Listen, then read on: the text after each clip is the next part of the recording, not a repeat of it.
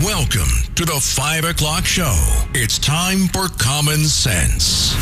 Now, it's Katz and Cosby with John Catsimatidis and Rita Cosby, standing for truth, justice, and the American way, bringing common sense to the world. Now, here's John Catsimatidis and Rita Cosby. You better believe I'm back in the New York groove. I'm back in the New York groove. Well, John, he is back. President Trump is back in New York, and he's got a big event going on in the next few minutes. Well, he's tied up Trump all Tower. the traffic on Fifth Avenue. Oh, my, all over Not New to York. mention Park Avenue and Lexington Avenue. Yeah, good point, Ed. And also, you know what I think it is, you guys? It's a combo of obviously the president, nobody bigger, and FIFA. You got all these FIFA fans that are everywhere. So it's and the combo. President Trump, when he was not president, used to yell at me when I used to have the events on Fifth Avenue for President Clinton for having the traffic tied up. So now here's the big question for John. Can you call him now and yell at him? Good luck with that. I was going to say, I don't think so. I don't think so. Yeah. Call him, but he might hang up on me. He might hang up, but we're always happy to see him back in New York. He's a New Yorker, and he loves coming back, you guys. Like at any turn, he comes back. And I think, first of all, he's a big sports guy, too. So he's doing this big event tied to FIFA, reception. It's all over the place at Trump Tower. I think he's going to the game. He's going to the game on Sunday, which is going to be interesting. Tomorrow night, he has that big event in Bedford. Yep, at Bedminster, yep. So he's got it all covered, John. So wait, I have a question for you guys. So is he going to referee the game or not? I don't think he would like to. No. He'll yell at the referee. He'll yell, correct. He'll yell, exactly. It worked the last time. Yeah, it did work. It worked. It did. Although, remember, the U.S. got out soon afterwards, unfortunately. But they had a great. It's been an amazing they had series. a fair chance. He gave him a fair chance. So here's my question to John and you guys. Okay, who are you rooting for? Because everybody, we were talking about the numbers. I mean, it's hundreds of millions. It's Argentina and Spain. Yep. I'm going to root for. I don't know, Spain. I mean, if you listen to the judge, Spain hates Jews. Oh, so you're not rooting for Spain? He's not going to root for Spain. You don't have to listen to me. Listen to the prime minister. Yeah, I was going to say anti-Semitic. Yeah, and Islamist listen, and even President Trump. By the way, not only are they anti-Semitic, they also didn't help President Trump. Remember with Iran, they're anti-American and anti-NATO. Yeah, they're anti-NATO. Yeah. No, we couldn't land planes there. So I move unanimous consent for Argentina. Argentina. So, John, I understand we have calling in. We've got Michael Cohen calling in. Let me take this one. All right, and he's going to talk. I can't wait to ask him. Or maybe you want to ask him what you think about the speech? I'll ask him. The speech last night. Everyone's talking about it. Well, in the studio with us is Michael Cohen, and Michael Cohen is our newest host at WABC, and he's on every Sunday at 5 o'clock, waiting on a Monday through Friday gig. Michael, our mutual friend, President Trump, and you were his attorney, and you were his business associate for, 12 years? Almost a decade and a half, yeah. He gave a great speech on what is it, Thursday night or Friday night? Thursday night. How fast the days go. I mean, I can't. Tell us about it. Well, I was watching the speech, and what really started to bother me at first was the fact that stations like NBC, ABC, and then even CBS, that they cut away or they did not air the speech at all. And I started wondering why. What's the purpose of not showing? This is still the president. I don't care if you're far left. I don't care if you're left of center, or he's the president of the United States, and he had something important to talk about, which is election integrity. Now, he made many, many statements. I don't agree with all of them, but the general theme that I absolutely 100% acknowledge and agree with is that our election system, like anything, needs to be updated. When you have a fracture in something, you don't just leave it in order to break. What you do is you fix it. And that's what Trump was talking about yesterday, whether it's the machines, whether it's the process, whether it's the hundreds of thousands of people who are on the voter roll that shouldn't be there in the first place. Even if that number, John, was only one person. So fix the system. It's like our immigration system. Every president before him has kicked that can down the street. Trump turned around and said, no, election integrity is important, and I'm going to make the difference, and I'm going to set things right. Absolutely. And tell us, also with China, Iran. I mean, what a mess we have on our hands. So it's China, you have Russia, you have Iran, you have a multitude of these foreign actors that we all know. And none of this information that he was really giving on Thursday night was any different than what everybody already knows and talked about, that they routinely interfere in our election. And Trump turned around and said, enough is enough already. Finally, somebody turns around and says, enough is enough. We need to take control over what these foreign bad actors are doing. And Trump is the guy who's going to do it. He's going to... Look, I don't know whether he'll even accomplish it, but he will try like hell to do it. And you know what? So far, he's been at least successful in bringing out the root cause of the problem. Michael Cohen, you're going to be on at 5 o'clock on Sunday, and I look forward to listening to you. When you know, John. When you know, and maybe we'll talk on Sunday morning, too. I love that. Thank you. I can't wait to tune in and hear that. Boy, oh boy. Well, that is definitely going to be interesting to hear his perspectives. And I can't wait to ask our next guest, John. Well, that's President Trump's old attorney, and let's Confidant? go to President Trump's family member. Absolutely. Let's go to his daughter-in-law, Laura Trump. Laura, your reaction to the president's speech last night? Well, as the former co-chair of the party and somebody who fought incessantly to ensure election integrity in 2024, I can tell you nothing could be more important than having clarity into what happens in our electoral process to allow the American people to know that it is free, fair, and transparent is of the utmost importance. And I also think it's important to go back and reassess an election that, quite frankly, a lot of people have a lot of questions that are still unanswered about. And so you have to give this president a lot of credit. Most people would say, you know what, we're past that, we're moving on, we're not going to talk about it. He wants to ensure that in perpetuity, the American people have safe and secure elections, and I give him immense credit. Yeah, and Laura, one of the things he said, like he was also looking forward too. And he said, look, there was this hack that he says happened by China, X amount. It was like almost 300,000 non-citizens voting. I mean, that's something that we should all care about. And he even said that. He said, this is an American issue. It's not a Democrat-Republican issue. Well, that's exactly right. But unfortunately, you see the way that this stuff, is divided down partisan lines. And it shouldn't be. Every American, no matter how you vote, should want to know that we are the only ones, as the American people, voting in our elections. That somewhere along the way, it became that, the Democrats have seemingly advocated for people to vote in our elections who are not American citizens. Obviously, they kept the border wide open for 4 years while Joe Biden and Kamala Harris were at the helm. And we know their goal was to basically get a new voting bloc for themselves. When your policies stink and nobody wants to vote for you, you have to import new voters. And so, yeah, they should absolutely be concerned that non-citizens are voting in our elections. But it seems like their talking point has consistently been that only the Republicans care about that we should just have a free flow of people. We shouldn't worry about a voter ID. We know that they don't want to pass the Save America Act. And I'll tell you, it's sad because this is something that concerns every American. Laura, one of the things I was stunned about, John and I were talking last night. There was so much. The networks. When you finished. Yeah. I am so concerned about the negative attitude most of the networks had. Exactly. And the criticism. Exactly. On President Trump. And John, how about the ones who didn't even run him? I mean, isn't that shocking?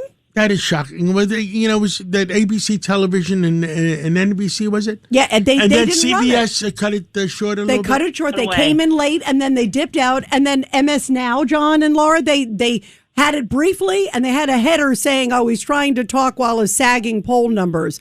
I mean, to me, Laura, it's disgusting. I don't care who's speaking; it's the president of the United States. You got to give them airtime.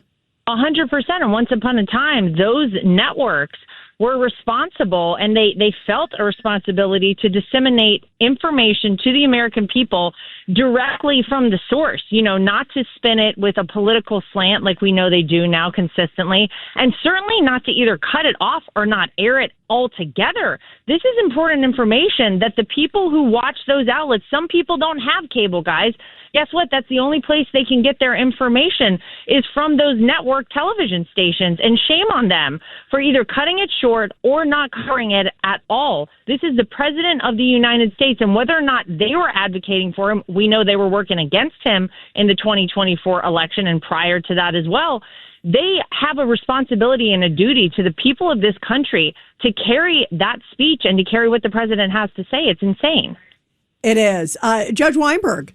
Laura, good to talk to you again. They have a protection under the First Amendment. The First Amendment gives them the opportunity and the protection to make sure that people get all the information they need to have a common sense discussion and debate on the issues. It's not a right to censor people who don't agree with politically. So they're misusing the protections under the First Amendment. The obligation is to inform, not to censor. Your thoughts? Well, that's right. And unfortunately, I think people can pretty much pinpoint the exact time in which that all changed, where they decided that instead of informing the public, they were going to disseminate their political viewpoints to the public and basically tell people what they wanted them to know. And I would say that it was the day that Donald Trump came down the golden escalator. He really changed the game, and he called them fake news for a reason. And I think the American people initially heard that terminology and they said, well, what is he talking about? It's become very apparent to so many Americans that this happens consistently. It's shameful.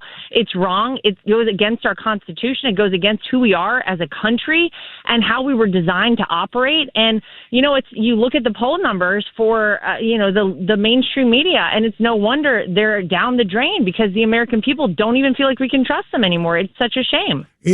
We have gone beyond where people would have thought it was the worst situation. It was worse than everybody thinks.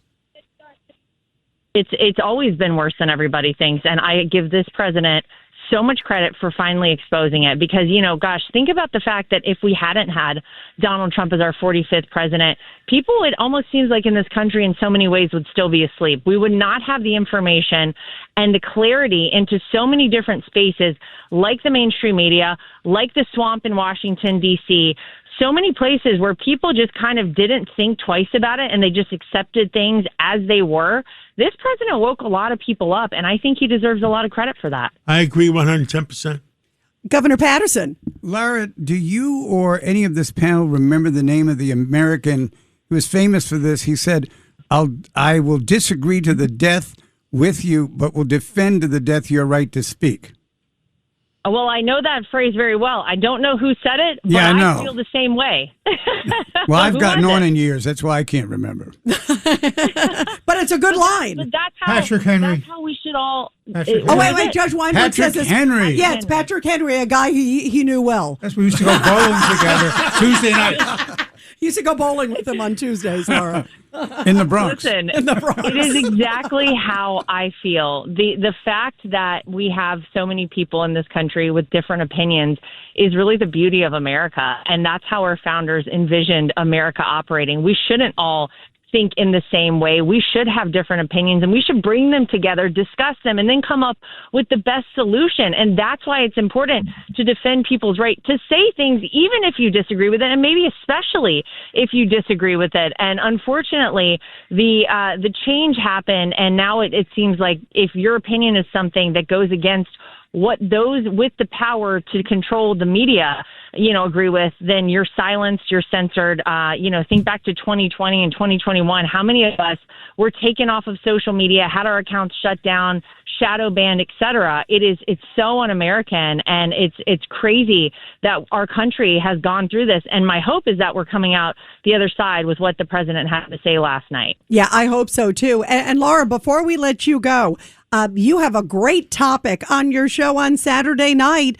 My View with Lara Trump, of course, 9 o'clock on Fox News. But it's an interesting topic, especially I think every parent needs to watch. Well, I think that the number one issue when I talk with friends of mine who are parents, they all talk about is cell phone use and social media as it relates to our kids. We've seen so many countries around the world put a social media ban in place for kids under 16 or 15 years old. It gets discussed constantly. There does seem to be a lot of support by parents for something like this in the country. And our interim Surgeon General, Dr. Stephanie Haridopoulos, sat down with me. They've done an extensive study from the U.S. government, and you want to hear what she has to say. She gives tips to parents. She gives the information in terms of at what age it's most important to make sure these kids are not sucked into the screen time and what you can do as a family to kind of fight back against this. There's obviously lawsuits out there against the social media companies, but we had a really interesting conversation, and she, guys, calls social media and screens the cigarettes of our era. So it's something that's so important that affects all of us, and we have to do what's right for our next generation. So I'm excited to sit down with her tomorrow night at 9 p.m. Well, Lara Trump, I'll be watching at 9 p.m. tomorrow night, and if I fall asleep, I'm going to watch it at 3 a.m. because it's also on, I think, 3 a.m. on the East Coast. Well, perfect. I appreciate it. However we can get you, John. I'll watch it both. Thank you. We'll watch it both. Laura, thank You're you. Thank you, Laura. We Thanks, love you. Have a guys. great weekend. Thank you. You too. Thank you. And, John, we have now Larry Kudlow. Oh, well, the country's number one economist, Larry Kudlow. Larry Kudlow, Friday night. Thank God it's Friday. Tell us about the week. Goldilocks. To the moon. Goldilocks economy. Booming. I've never seen anything like it. Number after number. Prices falling. Retail sales rising. Production rising. Manufacturing rising. It's unbelievable. Well, it's unbelievable that the war is going on, and nobody really knows how well the Strait of Hormuz is opening up. And the stock market, and oil went up $10 a barrel, but the stock market has discounted it like, it'll be over. Profits are booming. Bank America made a lot of money. J.P. Morgan made $21.2 billion in 13 weeks. Huh. I'm just saying, profits are booming. Profits are the mother's milk of stocks. The economy is well balanced. I'm bringing back Goldilocks. I'm telling you, it's an incredible story. It has to be. Nobody wants to talk about it. It's like every day. I think me and you are the only ones talking about it. It's really the president should talk about it. Well, he does. The president talks about it. Me and you and Steve Moore talk about it. Yes, that's right. Steve Moore's great. Art Laffer's great. My guests are great. We spent a lot of time on the positive economy this week. And you're right. The stock market, holding up. Oil went up $10. It's a temporary thing because what Trump is doing in Iran is going to pay off, and energy and gasoline are going to come way down again. I'm not worried about it. The market's not worried about it. The inflation numbers have come way down, not just gasoline, but if core inflation, excluding food and energy, has come down. Kevin Warsh, running the Federal Reserve, is a very strong, sound, smart guy. We're in very good shape. But I be honest with you, and I'm a big supporter and a close friend of the bosses, but I would have used last night to talk about the economy and the bombing in Iran, which I support, but I think the country needs to hear it. I would have used the time better. That's my take. Well, it was an extra short speech. I could not believe it was only 30 minutes. Yeah, well, 30 minutes is good sometimes. You can put a red pencil. You can put an editor's red pencil to some of those things. But look, I support him. But anyway, whatever the point is, I think he will be out and about talking about the economy. It's very important. And people are look, wages minus inflation, real wages went up. The best in 11 years during the month of June, average hourly real wages. So I'm just saying the economy is in very good shape. It's balanced. It's sustainable. It's being driven by the technology advances across the board. Productivity is strong. Profits are strong. I mean, really, the stock market, and I know it was off a little bit today, but this kind of a bull market is telling you that the economic future is good. In other words, the market is the market, but it's also a leading indicator of the economy. So it's a wealth creator, but it's an economic indicator. And it's telling you in the next 12 months, in the next 24 months, this Goldilocks boom, as I'm calling it again, is going to continue. That's my take. I agree with you. What are you going to be talking about tomorrow? You're on Saturdays at 10 o'clock to 1 o'clock, and Steve Moore from 1 o'clock to 2 o'clock, and you're the number one show on Saturdays. And I work on Saturday. I'm not like these senators. They work 3 days a week. I work 6 days a week. That's all there is to it. I love it. I guess you do, and I love it too. 4 hours, 5 hours. I get Rita, take along with me. Come on. I'm ready. We're ready. We'll talk about this. We got a good guest list, and probably the guy who's most interesting, I think Ron Johnson's coming on tomorrow. He's always great. He's great. He's good. He's a long, dear friend of mine, and he's now taken over the budget committee from Lindsey Graham, the late Lindsey Graham. But they have a problem. I mean, they can't get their act together, the GOP. It's reconciliation 3.0. Now they're 4.0. By the time I do my TV show on Monday, they'll be 5.0. They have not. Now, President Trump has endorsed Lindsey Graham's sister to run for the re-election.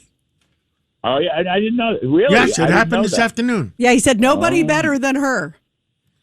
Really? Yes. Yep. I'm going to get her on the show. I'm going to go after her. Oh, that's great. Yeah, that's great. No, that's good. But GOP has got to get its act together. But look, who cares? For the moment, we are prosperous, and that's a good thing. And the next thing we should do is try to make New York prosperous by getting a whole new administration. But I know that's a different segment, so I'll just leave it there. Larry Kudlow, I'll be listening tomorrow at 10 o'clock on WABCRadio.com and LarryKudlow.com, worldwide, 178 countries, 50 states. Thank you so much. Thank you, John, Rita, everybody. Bye-bye. Thank you. Have a great weekend, Larry. And, John, we're going to take a break. And when we come back, we're going to talk to Chairman Brian Mast.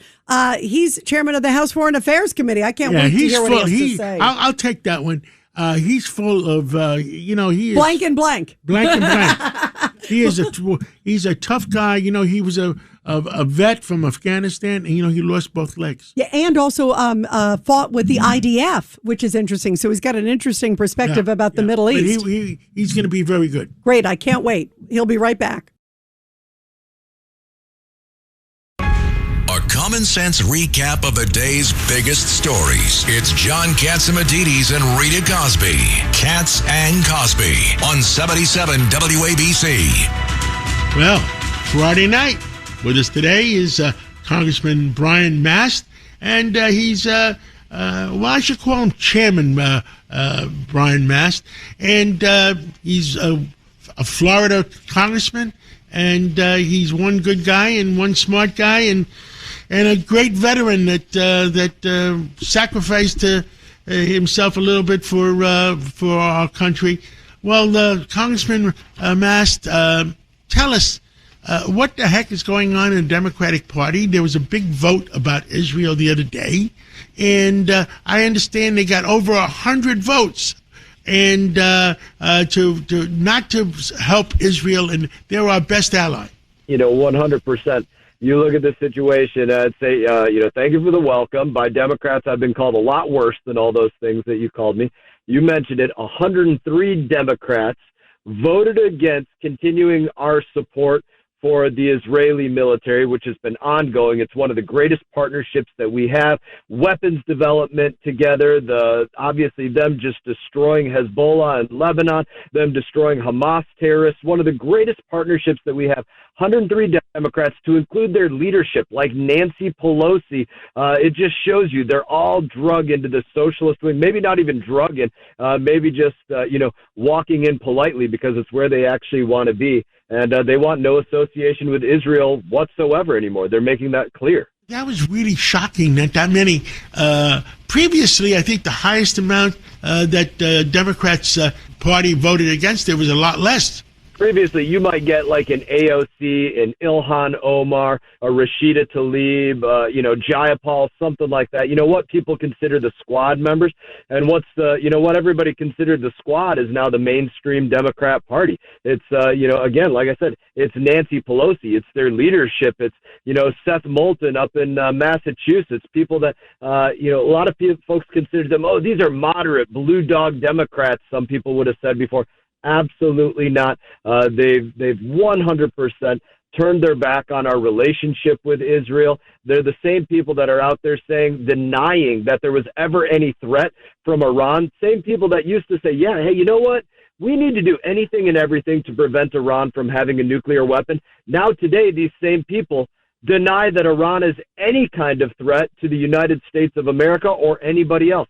That's how far they've shifted. And why? Because for them, everything is politics. How would you justify? You think the Socialist Party, they're scared of the Socialist Party, or you think they really truly feel they're anti-Semitic? I think absolutely anti-Semitism. They've made that clear on front after front. You could go back further than this, but you could see it clearly even after October 7. And, people denying the genocide that October 7 was in the face of everybody. That's clear anti-Semitism, or what they did in these, universities from Columbia to Harvard to everywhere else, justifying their slight against Israel day in, day out, wherever they can find it. Clear anti-Semitism. But I think it's where they want to be. When you look at the leadership in this party, like Pelosi, you can see when they're out there moving for that is where the party wants to be. Well, are people still coming down to Florida? Are you still saying to New Yorkers, come on down? We say to New Yorkers, come on down. We say to everybody, we love to have them in Florida. Just what we also say is don't New York my Florida.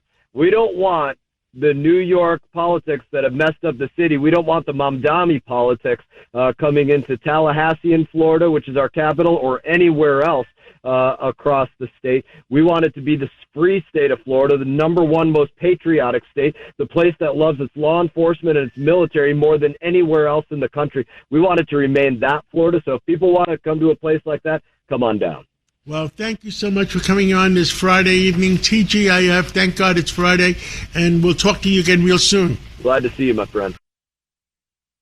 Wow, very interesting. And John, boy, what a real American hero, too, and to get his perspective being in the war zone. And now he's chairman of the House Foreign Affairs Committee, so that's a key position, but it's great to have someone with his background, right, who's right there on the forefront of that. And he's a very smart guy, yes. And I feel for him, losing both legs. And yeah, and what a fighter. What just a courageous man. Really, really courageous. Well, John, let's go to the big headlines of the day, sponsored by the great Gristini Supermarkets, the best place ever.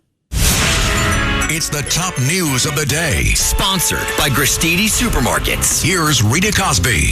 And here are some of the headlines, guys. The U.S. is hitting key Iranian infrastructure as it expands its targets. The U.S. Central Command did not provide details of the new strikes, but Iranian news reports claim that U.S. forces struck a railway station and 6 bridges across Iran, killing at least 8 people. Now, Iran's Islamic Revolutionary Guard, the IRGC, claims it retaliated with strikes against U.S. targets located in the Middle East. And we're going to talk about that. We're going to have Brigadier General Blaine Holt. He always has some good inside scoop. He's coming up.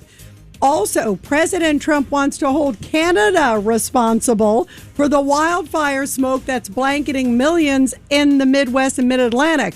The wildfires burning in Canada are hitting a lot of cities really hard, including here in New York, Toledo, Detroit, and Milwaukee, the hardest. In a post on Truth Social, President Trump said the cost of the pollution from the smoke will be added to the tariffs Canada already pays. What do you think about that one, Judge Weinberg? What are your thoughts? Good move or not? What do you think? I'll think about it. I'll think about it. What do you think of? I'll wait to hear what the judge says. Yeah, and I'll wait to hear what both of you say. And we'll go to a break. We'll be right back with Gordon Chang. Commuting home. Katz and Cosby. Now, here's John Catsimatidis and Rita Cosby on 77 WABC. Well, we are back here on Katz and Cosby. And of course, President Trump last night, one of the big revelations that he was saying that they discovered information that 220 million with an M American voters had their information compromised by China. Well, Rita, I've heard two different numbers. I want to know the real number. Some people said 22 million. Yeah, he said 220 I heard million. him say 220. Yeah, that's what everybody... But let's see, maybe Gordon Chang Yeah, knows. maybe they revised it. So let's find... You're right. Who better than Gordon Chang, right? Let's ask Gordon G. Chang on Twitter. We love him. And the great Asia expert. Gordon, was it 220 or 22 million? Either way, it's a lot. It's a lot. And I think that nobody outside of China actually knows that real number. I would tend to guess on the higher side because China has been very effective in taking American information, and not just from our election infrastructure, but from you have all sorts of insurance and health companies, you have corporations, all the rest of it. So, yes, China has been able to penetrate almost every network in the U.S., and they know as much about our country as we do. So I go for a high number. So what are they getting? Like, one of the things the president said last night was they're getting like names, phone numbers. Do you know what they're actually getting, and what are they doing with it? Well, first of all, they put it into their AI systems because the more information they have, the better picture they have of the United States. But also they're able to cross-reference material because they get names from many different sources, and they can figure out who to blackmail, for instance, who's vulnerable for one reason or another, who's got a disease. So it's all sorts of stuff, and they just add it into a big system, and they can use it for all sorts of malicious purposes. The other thing, too, I think he said that party affiliation, like how they vote, some, are they a Republican, Democrat, maybe who they voted for. I mean, that's really scary, Gordon, when you hear that kind of information. Yeah, I don't know if they know who we voted for. But they know the party, right? They know party affiliation, just sort of what's on the rolls, right? Yeah. Sure. They do know that, and much of that is public, but not all of it is. And so it really is, they are gathering information. If it were all public, they wouldn't need to illicitly hack. Yeah, good point. And Judge Weinberg. Gordon, I want to ask you about this resistance that's coming across the United States on data centers. For example, New York State just put in a ban for 1 year, a so-called pause. Don't these politicians in the United States know that this is the battle between China and the United States, and if they slow us up on data centers, we could lose the battle on AI? And what that means? I wish they would know that, but I think they're reacting to local pressure. Now, what we're seeing is, people do have legitimate concerns about data centers, but these protests are not entirely organic because we know that China has been funding it.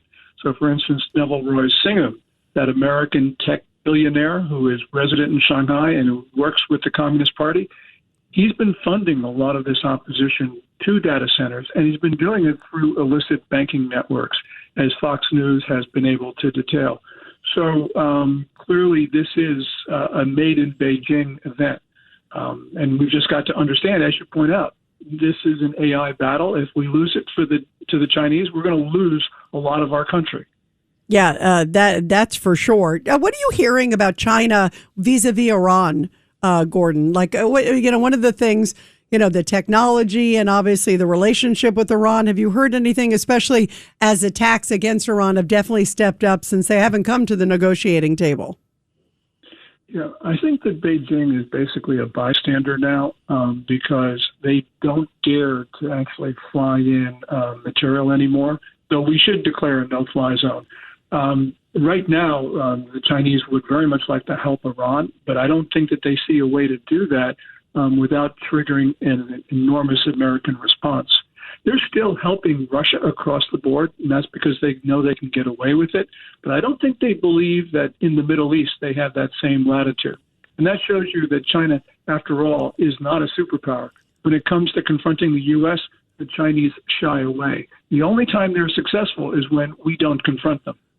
Ed Cox. So why does Russia want to become a junior partner to China a country that's 10 times its size in population, 10 times its size in the economy, and is becoming more and more beholden to China. And China would like to take back from Russia what Russia took from it in the 19th century. Yes, and that's a great question. And I think that, first of all, Vladimir Putin didn't think the war would go this badly and that he'd become this beholden to China. But, Ed, I think Putin has more power in that relationship than most people think. And the reason is that Putin does what Xi Jinping would like to do, but feels he shouldn't do himself. And so that means Putin does, I believe, have more leverage in the relationship than is generally assessed. That's not to say he has more leverage than Xi Jinping, but it is to mean it's more balanced than I think most people in Washington believe. Gordon Chang, one more thing. I just want to reiterate that Xi Jinping has said that as long as President Trump is president, I don't think he's going to go after Taiwan. I think that that's right, but what we're seeing over the last couple of weeks, and especially after that May summit in Beijing, is Beijing tightening the grip over Taiwan. In the first week of last month, China actually laid a sovereignty claim to a portion of the Pacific Ocean, which is astounding. It's incredible. It's just inconceivable. But China is actually very bold and aggressive right now. And I think part of it is because Xi Jinping's bold and aggressive, but also because he's got so many problems at home that he's, I think, trying to distract senior Communist Party figures from his domestic disasters. So although I don't think Xi Jinping wants to take on Trump, he could very well be forced to because of the problems that are at home and very severe. By the way, Gordon, isn't he coming? Isn't President Xi coming to the U.S. in September, I think, right? Funny you asked. Because just a few hours ago, after President Trump's speech last night about election interference, the foreign ministry in Beijing was asked that very question, and we got a non-answer from the spokesperson. So I think that right now they have not figured that out. And it'd be very hard for them, at least right now, for Xi Jinping to come after that very public criticism. But things will cool down, and Xi Jinping definitely needs the United States, so he'll swallow a lot of you-know-what in order to come here. Well, that would be, an interesting meeting, especially after what President Trump was talking about last night. Can't wait to hear that. Can you imagine that press conference if that were to happen? Boy, oh boy.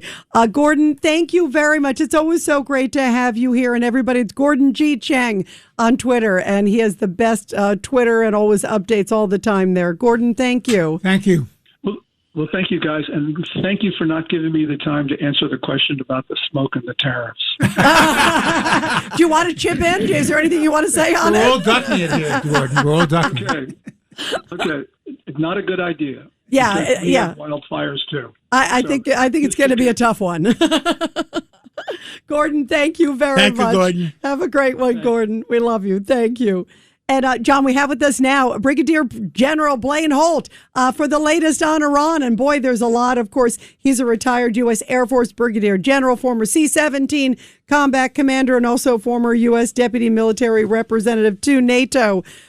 General Holt, it looks like the U.S. is now hitting a lot of infrastructure tied to the IRGC, this railway station, a whole bunch of bridges. Talk about the significance of that.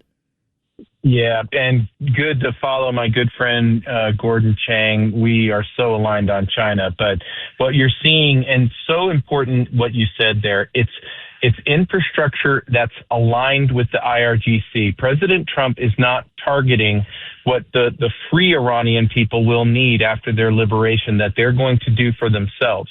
And so we're seeing bridges that are logistics requirements for them, roadways to naval bases. We're seeing power installations for the military. Those are coming down now. And then the next wave that you can expect to see is we're going to go hit their bunker system. We're going to give these IRGC leaders no place to hide. And we've essentially emaciated their headquarters. And so we're going to take them down to a vulnerable place where the Iranian people can then pick up the game from there, and we'll provide the air power.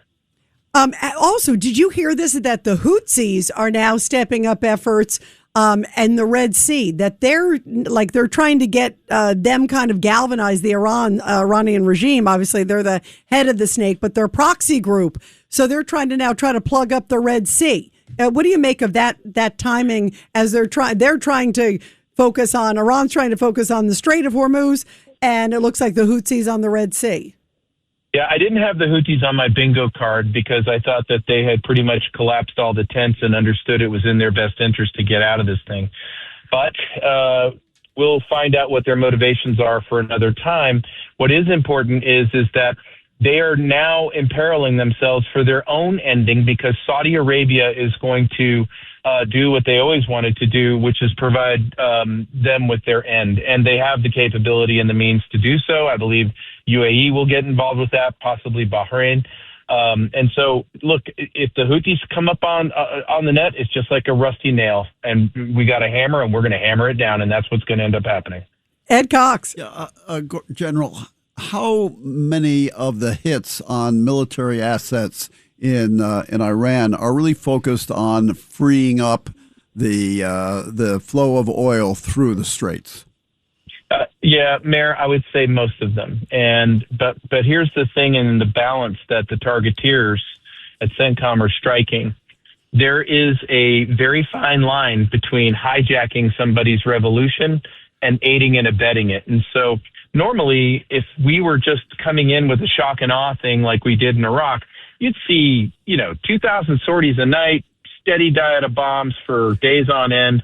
What we're doing here is far less targets, very, very selective, but heavy on the coastline. And so they're removing things on those islands that'll never come into play in the Straits. And we're seeing performance. We've got 50 ships that have passed through in the last 24 hours. That's good. Yeah, that is good. So militarily, you believe, in fact, the Straits can be freed up for the flow of oil? Oh, absolutely. If I was still on active duty, I'd love that mission. That would be one of my not so hard missions. Let me ask the question. We're going after the IGC. IRGC. Yeah. How many of them do you think we knocked down, and how many are left? Well, they boast that they still have about 18,000 in their ranks. That number goes down by the day. I see that their spokesman keeps getting younger and younger and younger. A lot of upward mobility. Are they in diapers yet or no? Yeah, a lot of upward mobility in those ranks, but they do have probably a cadre of about 400 generals, I'm guessing, or colonels and generals. And I'm going to guess that we know where most of those guys are and the key leaders. And that's what we're coming for next, because that's really what you need to do to break the will of the enemy. Yes, 100%. Get those generals, get those colonels, and let's move on. Yeah. What is your sense about really I mean, I know they hit the Army barracks. I was sort of surprised that hadn't been done sooner, Blaine. But what do you think is the sense of really taking the fight? This is the sixth night that we've done these strikes. So clearly President Trump has had enough. The other thing he also said is that next week, they may go after power plants. So what do you think is to come if they don't submit between now and then? We have the types of ordinance that can be very, very precise. And what President Trump's preference is to pull something away from them, create a cost imposition, and then judge what happens. And I think that's so smart, especially when you're trying to encourage the Iranian people that at some point you guys have got to take over, and we'll supply you and we'll provide some air power. But this is how that looks. And I also believe that not taking out the Army barracks right away, very, very good idea, because he gets to watch pattern of life after he removes something from them. So he takes away their headquarters. Where do they have their headquarters? Over at the Army barracks. Let's take that away from them. Now where are they going? They're in a bunker over here at Pickaxe Mountain. Okay, let's remove Pickaxe Mountain. And that's how this works. And at some point, they'll be weak enough to where the Kurds and the three guerrilla groups are going to finish the job. Yeah, let's see. Now, let me ask you the $64 million question. Do you think billion. There's no such thing as million anymore. That's right, especially under Mondani. What about some sort of campaign, whether it's the Israelis, special forces, or some sort of something tied to Karg Island or tied to some of these other locations like Bandar Abbas? Absolutely. Those are operations and missions that I believe have already been planned out. They're there. They're an option for the president, our president as the leader and the commander in chief. And if he needs to turn one of those on, so let's just give you the scenario where he would. Let's say in their final hours, the IRGC says, okay, well, if we're leaving the planet, we're going to get rid of all the oil infrastructure ourselves and put the world into turmoil. Well, then he'll call in the Marines and we'll secure Karg Island, or the Israelis will secure Karg Island. But he's always weighing the risks to mission sets against the gain. And if it's required for the world economy and stability to get that done, then that's exactly what we'll do. And the cool part is we've got the exact right forces there to do it. I just hope they don't have to. Yeah, obviously, for sure. I think we all hope they don't need to do it. Well, it's going to be interesting to see where this goes. President Trump says, buckle up. And he seems to be really fed up with Iran. So I think the next little bit's going to be up and down for sure. General Blaine Holt, we love your perspective. Thank you so much. You guys take care. Yeah, thank you. Have a great weekend. You too. And John, I think we have calling in Congresswoman Nicole Maliotakis from New York. I'll take this one. Friday night, calling in is Congresswoman Nicole Maliotakis, a member of the House and Means Committee, one of the most powerful committees in Congress. Well, Nicole, what the hell's going on with the SAVE Act? Well, John, as you know, we've passed the SAVE Act now twice in the House. We're trying to push the Senate and pressure them to do it. And I think what the president tried to do last night in his address was urge the American people to call their representative, call their U.S. Senator, particularly here in New York, Chuck Schumer, call them and pressure them to vote for the SAVE Act that would require real ID. So whatever you're using right now to board an airplane, that's what you would need to cast a vote. The proof of citizenship, obviously the U.S. passport or your real ID would be considered your proof of citizenship in order to pass your vote. And so I think it's something that the American people want. As you know, polling shows over 80% of Americans across the political spectrum, Democrats, independents, and Republicans, want voter ID laws to protect the integrity of our elections. It seems the only ones that do not want voter ID are the Democrats in Congress. That is really, I'm just shocked about it, the way the Democrats are handling things right now. Anything else bother you or anything else that you were excited about the president's speech? Well, look, I think his speech was really focused on voter integrity and preserving our elections. I was glad that he reiterated and highlighted the tax savings, the tax cuts that we provided to the American people, whether that be the doubling the standard deduction or doubling the child tax credit, the baby accounts, which are huge right now. We've seen over 6 million children across this country register for the Trump accounts, and people can do that right now at trumpaccount.gov. That allows them to register for that account, which will start, if they're a baby, they start $1,000 and they get matched. They receive $1,000 and then that will be compounded, be a tremendous amount of savings for them when they turn 18 years old. And then private corporations have been good corporate citizens here and have donated $500 for people who are, or children who are not newborns, but over 1 year old. They would then qualify for that. So there's a lot good things. The senior deduction, which I was proud to draft and was part of the working families tax cut, that refunded millions of seniors. They have saw their taxes paid on Social Security refunded to them as a provision of that. And again, we're seeing trillions of dollars of investment, expanding our manufacturing capabilities, increasing our GDP. So these are all positive things that have come out of that working families tax cut that was signed a year ago. Well, Nicole Maliotakis, we have so much more to talk about, but let's talk again on Sunday. Great. Thank you, John. She is one great lady, Rita. She is so spunky, and I love that she's also fighting to, voter ID, all of that stuff to make sure that only Americans vote. Yeah, the big problem is, all crap aside, you're not going to get 60 Do they have a different method of doing it? Yeah, John's talking about the SAVE Act. That's a good The point. SAVE Act. You're never going to get 60 votes. In the Senate, it's a You're loggerheads. not going to get 60 votes, and you need it because it doesn't fit in reconciliation. Right. So it's not a budget matter. So it's not going anywhere right now. And that's why President Trump last night, you could tell he kind of put a ribbon on it at the end and said, we need to pass the SAVE but Act. unless he comes on something different where he says that this is on federal elections, this is the executive order.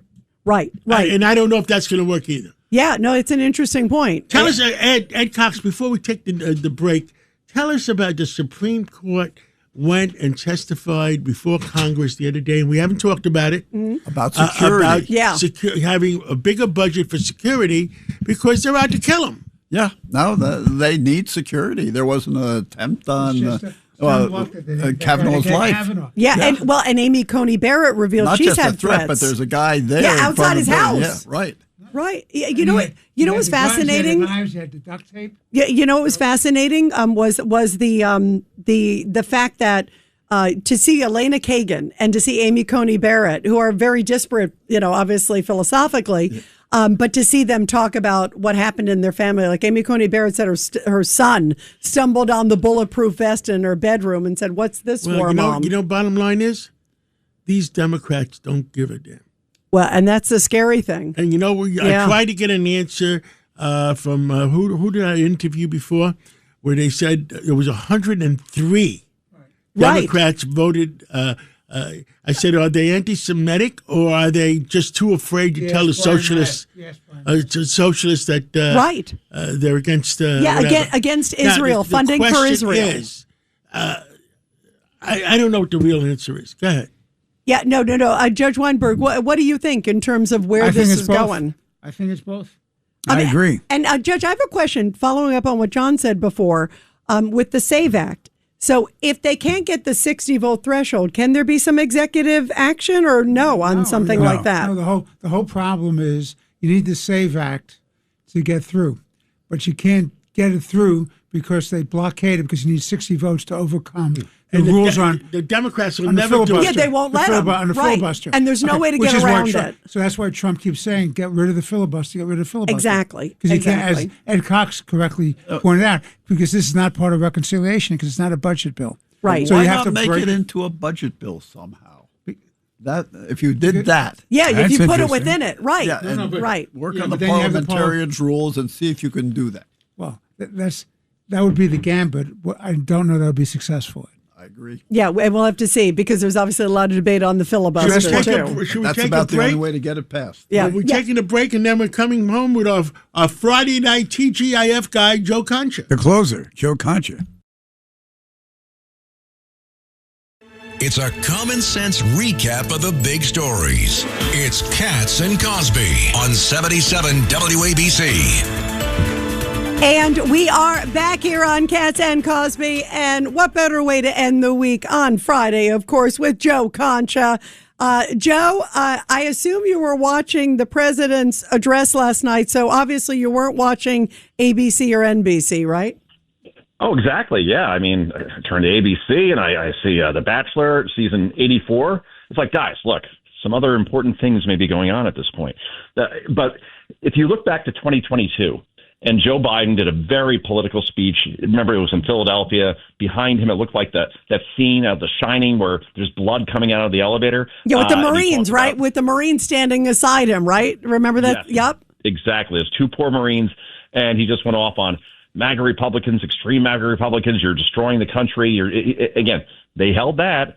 They put that on the air, but they would not do this with President Trump. The same people that told you that Russia absolutely, positively were involved in the 2016 election as far as collusion with the Trump campaign, and it's overwhelming evidence. They did it for 3 years during the first term of Donald Trump, are now saying that the Chinese, who you can make the argument are more skilled, have more resources, and are a bigger enemy of the U.S., could have never, ever done anything to try to manipulate the 2020 election. It's just hypocrisy is so thick you could cut it with a knife.